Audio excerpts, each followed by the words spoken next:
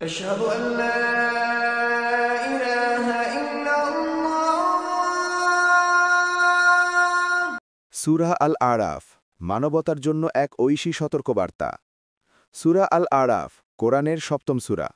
মক্কায় নাজিল হওয়া ২০৬ আয়াতের এই সূরা আমাদের নিয়ে যায় মানব সৃষ্টি থেকে শুরু করে নবীদের সংগ্রাম, কিয়ামতের দৃশ্য এবং শয়তানের প্রতারণার কথা উল্লেখ আছে। মানব সৃষ্টির সূচনা। আল্লাহ বলেন, আমি তোমাদের সৃষ্টি করলাম এবং আকৃতি দিলাম। আয়াত ১১। এবং আদম আলাইহিসসালামকে সৃষ্টি করার পর ফেরেশতাদের সিজদা আদেশ দেন। ফেরেশতাদের বললাম, আদমকে সিজদা করো। সবাই সিজদা করল, ইবলিস ছাড়া। আয়াত ১১-১২। এখান থেকে ইবলিসের অহংকারী মানুষের চিরশত্রুতার শুরু হয়। ইবলিসের প্রতারণা ও পৃথিবীতে আগমন। শয়তান আদম ও হাওয়াকে কৌশলে প্রতারিত করল। তোমাদের প্রভু এই গাছ নিষিদ্ধ করেননি, শুধুই যাতে তোমরা ফেরেশতা না হয়ে যাও। আয়াত ২০। তারা ভুল করলেন। আল্লাহ তাদের পৃথিবীতে পাঠালেন, কিন্তু সঙ্গে দিলেন আশা। যারা আমার নির্দেশ মেনে চলবে তাদের কোনো ভয় নেই। আয়াত ৩৫। পোশাক, শালীনতা ও শয়তানের কৌশল। এই সূরায় আল্লাহ মানুষকে সাবধান করেন, হে আদম সন্তান, শয়তান যেন তোমাদের ধোঁকা না দেয়, যেমন সে তোমাদের পিতামাতাকে জান্নাত থেকে বের করে দিয়েছিল। আয়াত ২৭। এবং পোশাকের উদ্দেশ্য ব্যাখ্যা করেন, তাকওয়ার পোশাকই সর্বোৎকৃষ্ট। আয়াত ২৬। আগের জাতিদের কাহিনী। সূরা আল আরাফের বৃহত্তর অংশ জুড়ে রয়েছে পূর্ববর্তী নবীদের জাতির কাহিনী, যা মানবতার জন্য সতর্কবার্তা।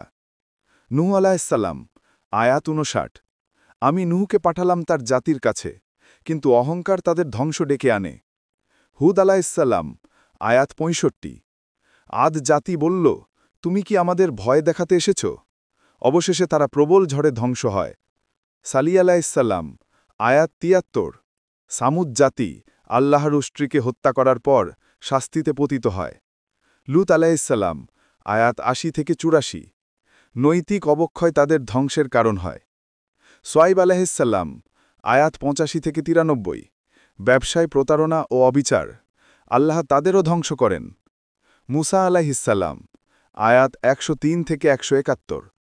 ফেরাউনের নির্যাতন, আল্লাহর নিদর্শন, লোহিত সাগর বিভক্ত হওয়া, বানি ইসরায়েলের কৃতজ্ঞতা, বাছুর পূজা, সব কিছুই এই সূরায় বিস্তারিত এসেছে। আরাফবাসী ও কিয়ামতের দৃশ্য। এই সূরাটির একটি বিশেষ দিক হল, আরাফ নামটি এসেছে এমন এক দলের থেকে যারা জান্নাত ও জাহান্নামের মাঝামাঝি স্থানে থাকবে।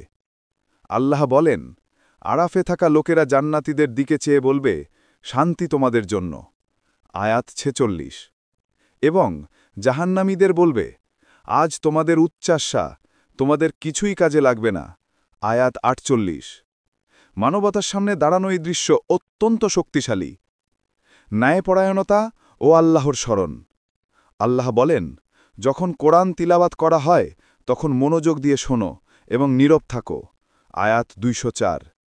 আরও বলেন, তোমার রবকে স্মরণ করো নিজের মনে, সকাল সন্ধ্যায়। আয়াত ২০৫।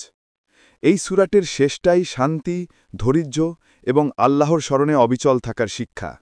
সূরা আল আরাফ আমাদের শেখায়, মানবজাতির প্রতিটি পতনের কারণ ছিল অহংকার, অবাধ্যতা এবং আল্লাহর নির্দেশ অবহেলা, আর সফলতার পথ শুধুমাত্র তাকওয়া, ন্যায়পরায়ণতা এবং আল্লাহর পথে দৃঢ় থাকা।